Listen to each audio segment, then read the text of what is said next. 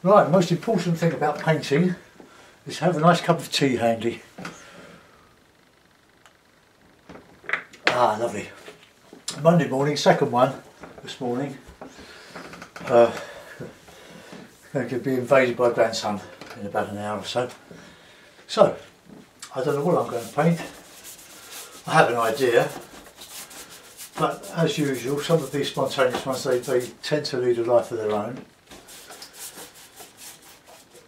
So for those of you that have been through Dartmoor or seen it in the distance as you're travelling down to Cornwall, as we did a few weeks ago, and we've done for many years,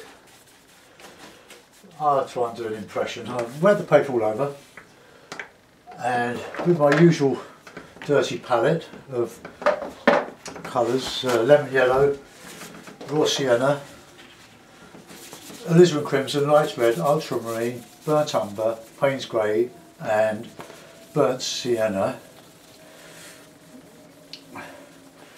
Butcher's display tray, white plastic. I squeezed the paint out. I got this idea from Stephen Cronin over 18 months ago. I used to use a big palette with tube paint, fresh. It was the old Ron Ransom way, but Stephen refined it. Because you've got nice big wadges of paint spread out, you can get the paint fairly easily, but you'd have to scrub a bit at it to soften it. But anyway, it all works. The tubes of paint are Cotsman, made by Winsor & Newton, 21ml tubes, very good price for what they are. I buy them online. As the paper expands, you can reclip it. So you don't really need to stretch your paper, just keep it flat as it expands. I'll add a bit more water to that because it's soaking in a bit too quick. It's quite a warm day today, it's not very bright, but nothing worse than the paper drying when you don't want it to. You can work both sides of this if you're worried about the water drying in a bit too quick. Dartmoor, well, on top of some of the hills we have what are called tors, T-O-R-S, which are great blocks of granite, one on top of the other. Who knows how they got there? Might be a natural feature, it might have been done by spacemen, who knows. But anyway, it's a very wild and beautiful place, and it has a number of streams on it, a lot of sheep.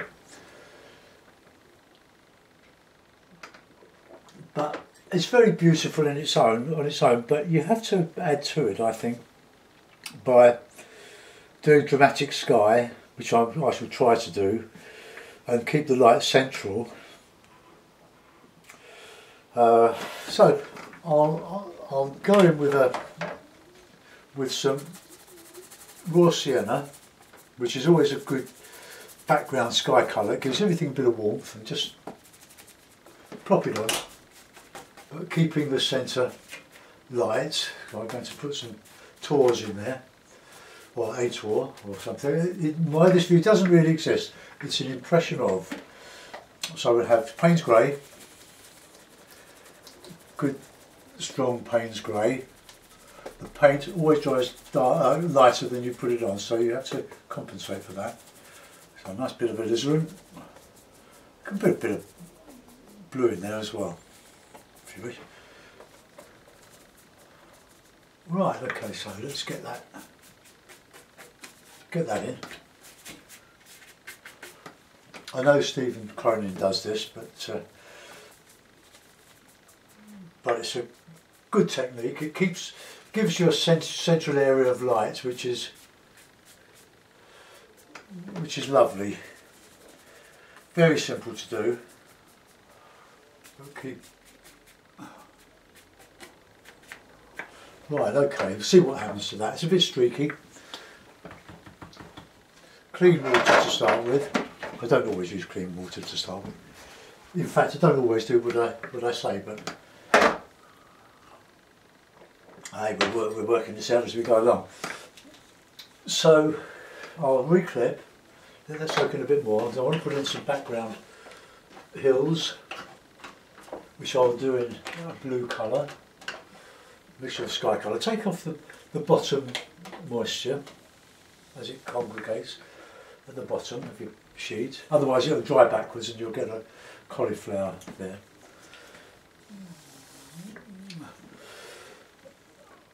Okay,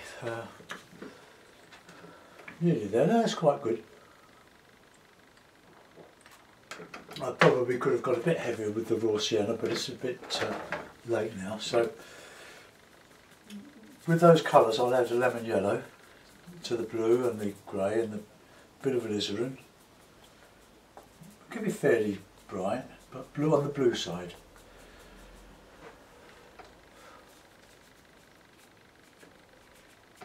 And then we can put in some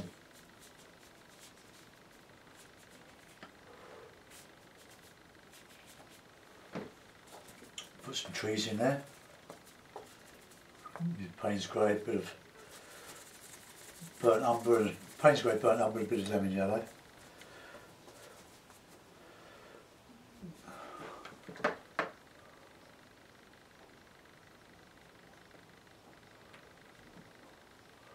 Bigger here.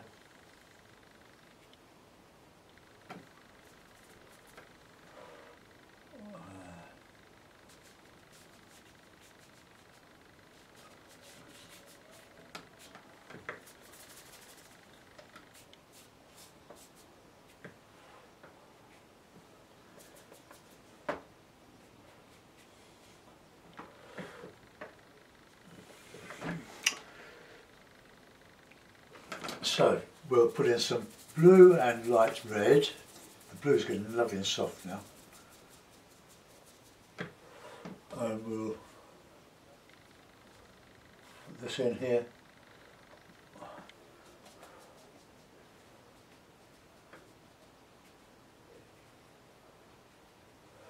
And then a tool we can put maybe on here.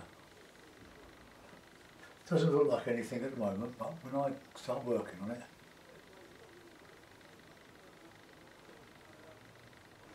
you'll see what I mean. Card.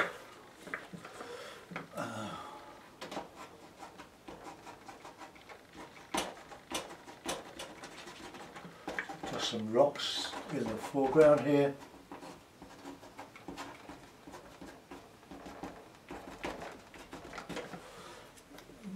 I'll anchor it at the bottom. Use various colours in that. Now we can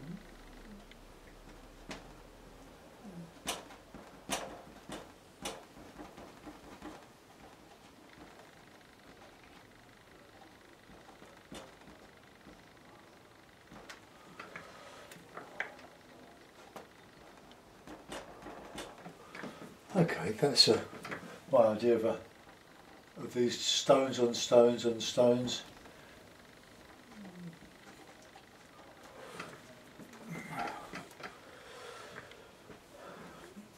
Right, let's strengthen up a little bit of this here.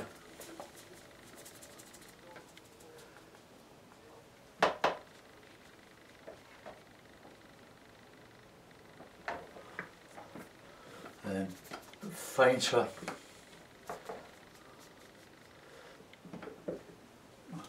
trees on the hills over there, just scrubby, gorsey type things.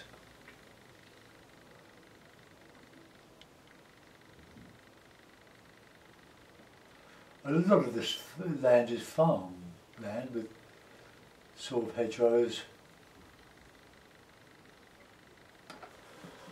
Just dropped in, just very gently. There's little bits of interest in quite a bleak landscape.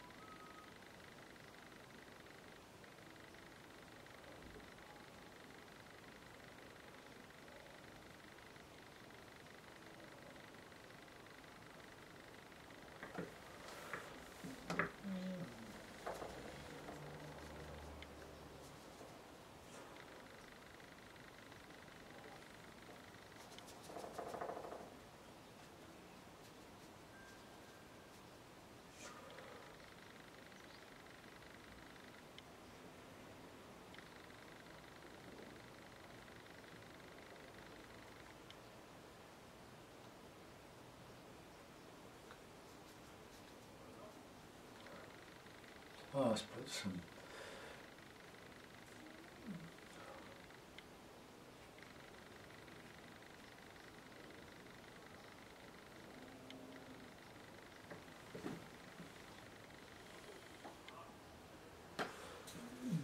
Okay, where's my card? That might be a little bit obvious there, but that's a lot of dry stone walling.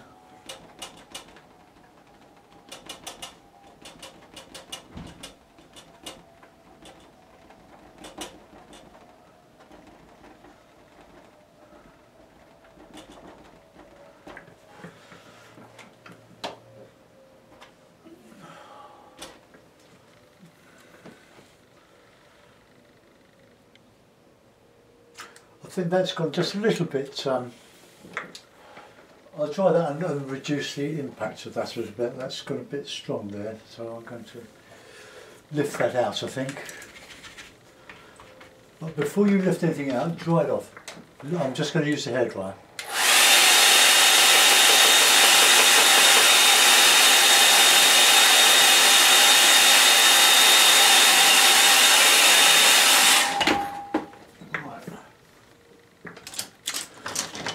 Bit of tissue, damp brush,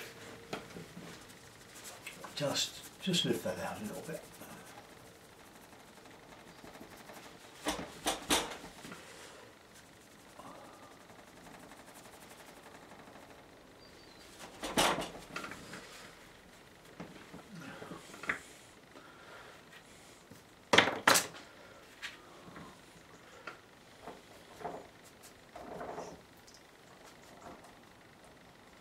Just reinstate some of that a little bit, just nice and light.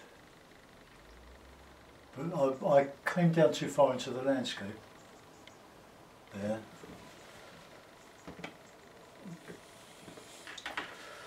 And then just go back with a bit of the background greeny, grassy colour, bluey yellow.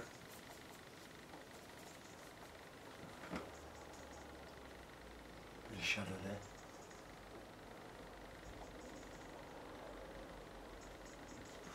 And then very faint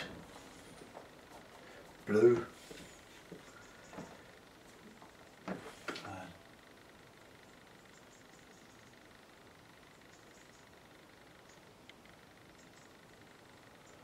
Then we'll lose the detail.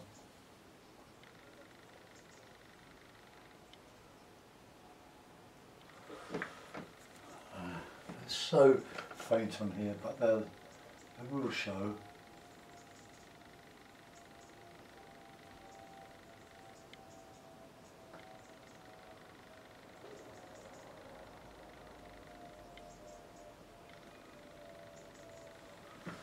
There, just can put a bit more detail back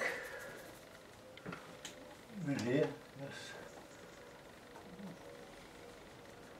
Just a greeny, bluey, reddy tree colour.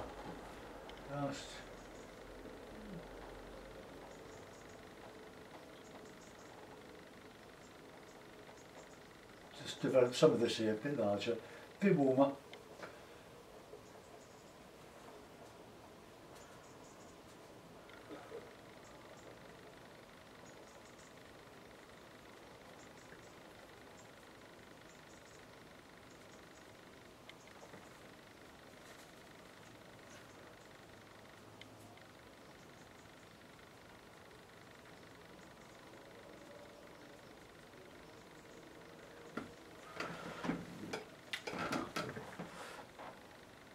I'm going to put some shrubby foliage going up here.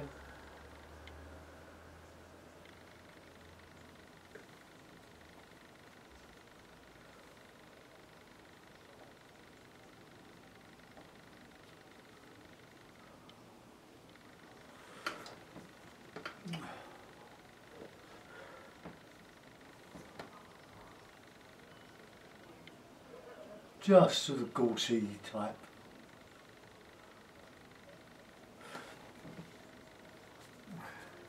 Foliage.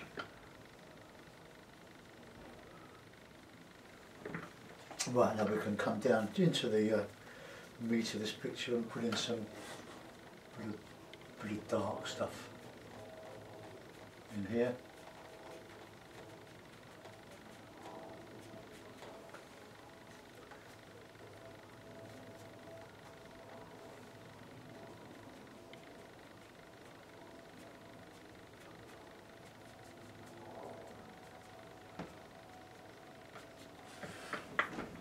Okay. Now we'll a bit of red and a bit of blue, but more on the red side.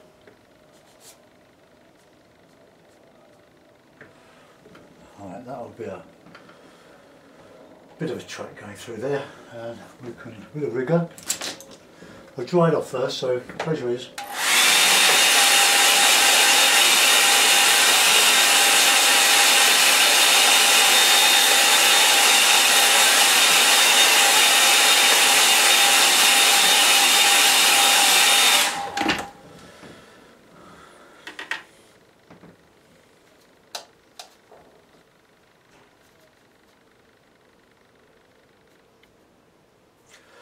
And we'll bit of detail in the foreground, bit of dark.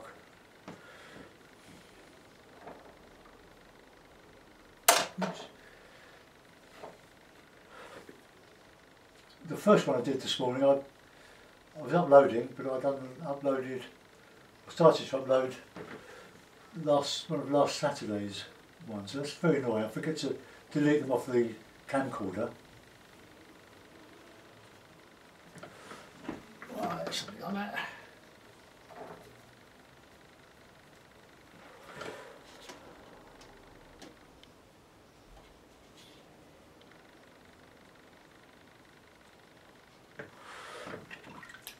That's got a little bit dark there. I might lift out a little bit more of that.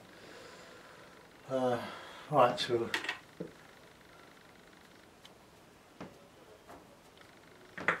put in a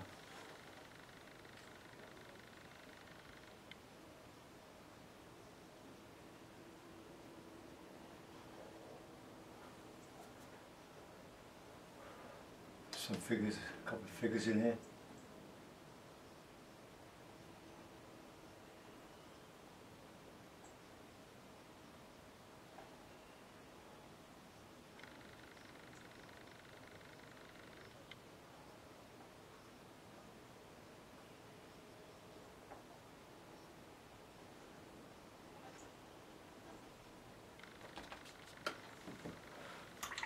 Couple of little figures down there walking down the path, not very good.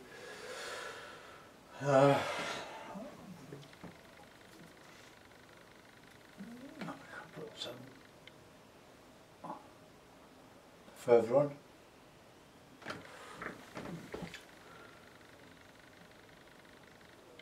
Oh, I don't know, it's got a little bit of charm in it, hasn't it?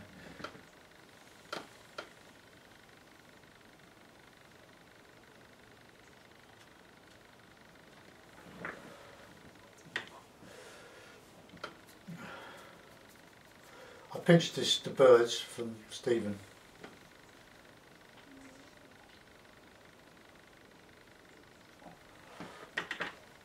Oh, I put that in a mount, and I was going to lighten it, wasn't I?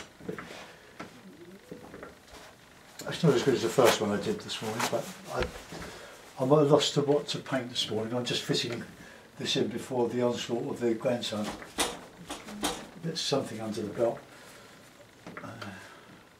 It's got a bit of a darker green in there.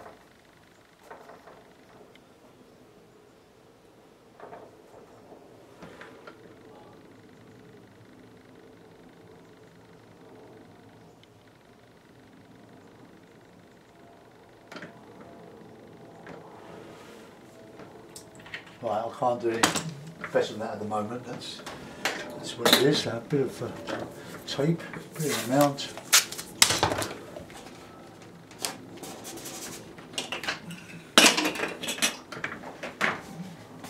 There's the blue mount.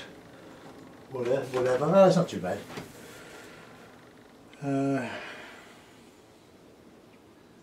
Someone will like it.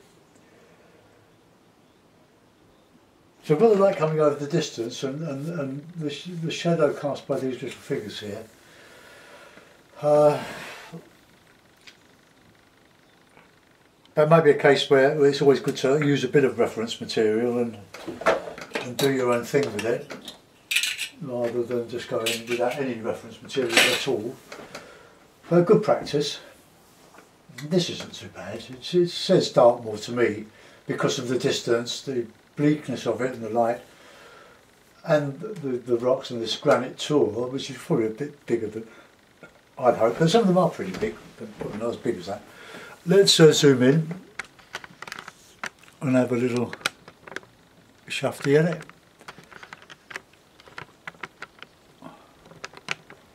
So that's my hill. Don't know what I put that in. My rocks at the bottom, figures, some big rocks there, boulders, some slow type trees which are stunted.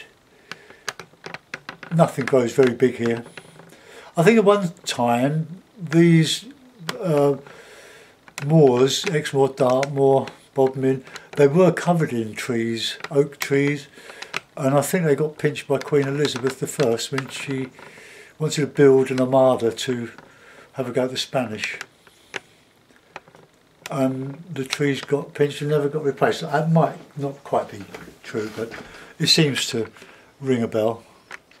So there we are. Thanks for watching. Bye bye.